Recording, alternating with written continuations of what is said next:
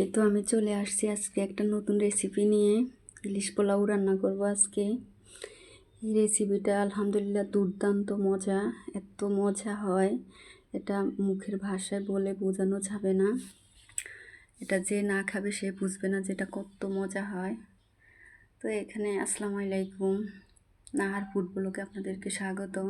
তো আমি এখানে মাছগুলো নিয়েছি, ইলিশ পোলাও রান্না করব। তো এখন আমি একটু কেটে নেব মাছগুলোকে। আপনারা যে যেখান থেকে দেখতেছেন প্লিজ একটা লাইক দিয়ে ভিডিওটা দেখা শুরু করবেন, আর সাবস্ক্রাইব করে পাশে থাকবেন, আর কমেন্ট করে জানাবেন আমার ভিডিওগুলো কেমন হয়। যদি আমার কোনো ভুল ত্রুটিও হয় আমি সেটা সংশোধন করার চেষ্টা করব। তা আমি এখানে 4 পিস মাছ নিয়েছি। এখন এগুলোকে একটু লবণ দিয়ে মেখে ভেজে নিব।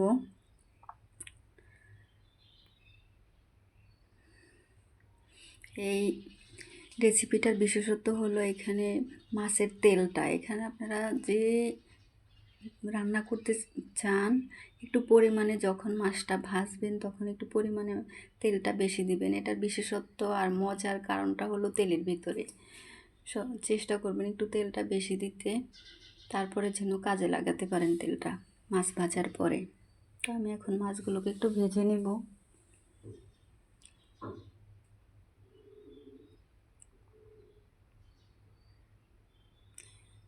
এই রেসিপিটা যাকে রান্না করে খাওয়াবেন সে আপনার প্যান হয়ে যাবে, কারণ এই রেসিপিটা দুর্দান্ত মজা হয়।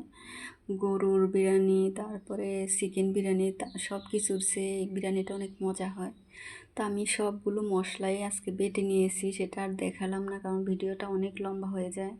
তো এখানে আমি একটু মরিচের গুঁড়া দিয়ে দিলাম পরিমাণ মতো,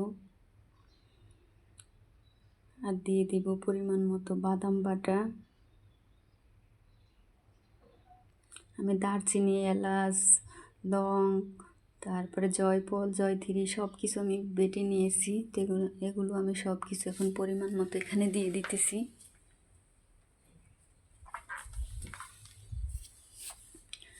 আদা বাটা, জিরা বাটা, রসুন বাটা, পেঁয়াজ বাটা সব কিছু একে একে নিয়ে মিক্স করে নেব।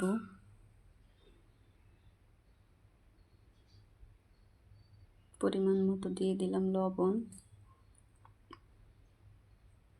এখানে আমি দুধও দিয়ে দিলাম পরিমাণ মতো। আমি এখানে গুঁড়ো দুধটাকে একটু ঘন করে নিয়েছি, আপনারা যার যতটুকু ইচ্ছে দিবেন। আর এখানে সসটা দিলে অনেক টেস্ট আসে। তো আমি এখানে পরিমাণ মতো একটু সস দিয়ে দিতেছি।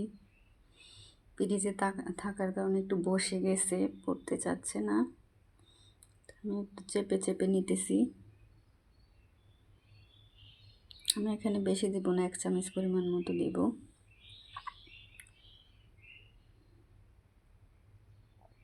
আর এখানে আমি পরিমাণ মতো 1 চামচ পরিমাণ মতো দিয়ে দেব বিরিয়ানির মশলাটা। আপনারাও দেওয়ার চেষ্টা করবেন, তাহলে স্বাদটা অনেক বেড়ে যাবে।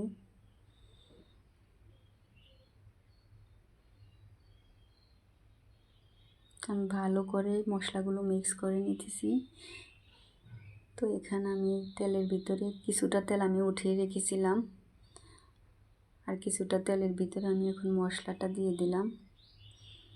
মশলাটা একসাথে মিক্স করে 10-15 মিনিট রেখে দিলে তারপরে ভালো হবে। তো আমি কিছুক্ষণ রেখে দিয়েছিলাম। তো এখন আমি মশলাটাকে একটু ভালো করে কষিয়ে নেব।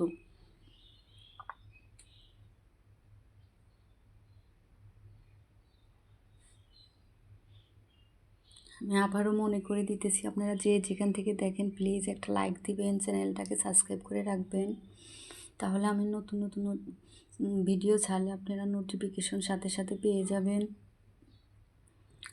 আপনারাই পারেন আমাদেরকে সামনে নতুন দিনে নতুন দিকে আগাতে সাহায্য করতে পারেন। তো আপনাদের কাছে বিশেষ অনুরোধ রইল যে আমার ফুল ভিডিওটা দেখবেন, না টেনে দেখবেন না। আমি এখানে মাছগুলো দিয়ে দিতেছি।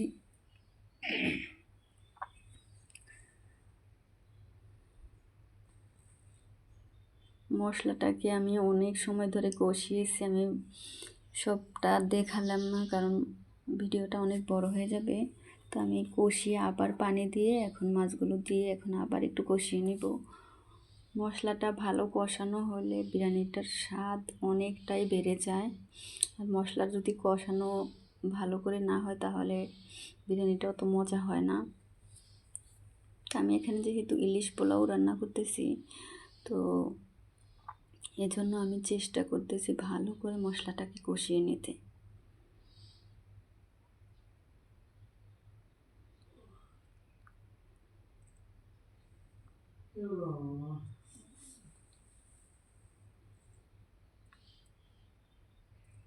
বারবারে নেড়ে চেড়ে দিতে হবে, কারণ এখানে সবগুলো মশলা নিচে লেগে যাওয়ার সম্ভাবনা থাকে। তো ধৈর্য ধরে আস্তে আস্তে করে একটু নেড়ে চেড়ে বারবার নেড়ে দিতে হবে।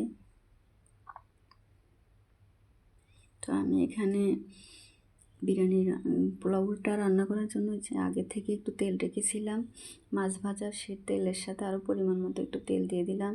আর যেহেতু আমি সব মশলা বেটে দিয়েছি, তো এখানে একটা একটা করে দারচিনি, এলাচ, লং দিয়েছি। বেশি দেওয়ার দরকার নেই, তাহলে অতটা ভালো লাগবে না, কারণ যেহেতু মশলাটা বেটেই দিয়েছি। কালারটাও সুন্দর আসবে আর ফ্লেভারটাও অনেক বেশি সুন্দর হয়। এখানে আমি পেঁয়াজগুলো একটু ভেজে নিব, বেরেস্তা করে নেব।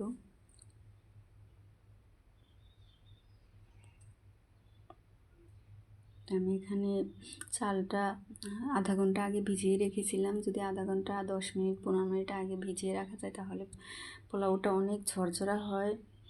আমি পানি ঝরিয়ে এখন চালটা দিয়ে দিলাম তেলের ভিতরে, দিয়ে এখন একটু ভালো করে ভেজে নিব।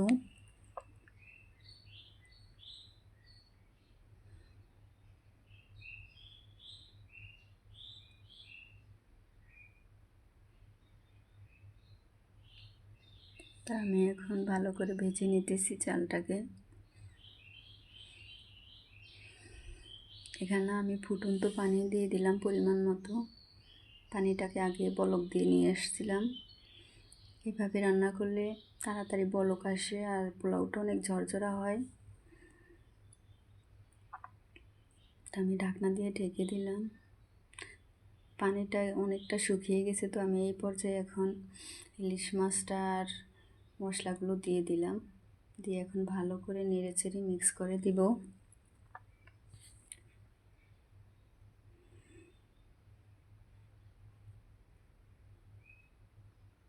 একটু নরম নরম ভেজা ভেজা থাকতে যদি দিয়ে দেওয়া যায় তাহলে ভালো করে মিক্স করতে কষ্ট হয় না, ভালো করে মিক্স হয়ে যায়।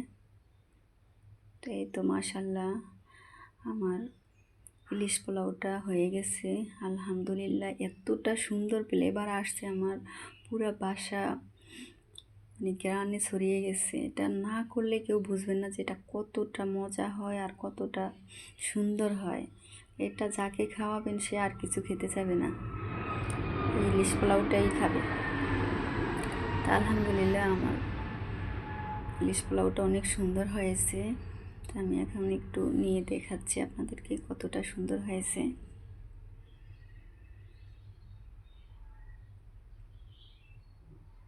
দুর্দান্ত একটা রেসিপি, আপনারা বাসায় ট্রাই করতে পারেন, ইনশাল্লাহ নিরাশ হবেন না। আশা করি ভালো লাগবে সবার কাছে। তো আজ এই পর্যন্তই। সবাই ভালো থাকবেন, সুস্থ থাকবেন। আবার দেখা হবে নতুন কোনো ভিডিওতে। সেই পর্যন্ত সবাই দোয়া করবেন আমার জন্য, আল্লাহ সুস্থ রাখে। আল্লাহ।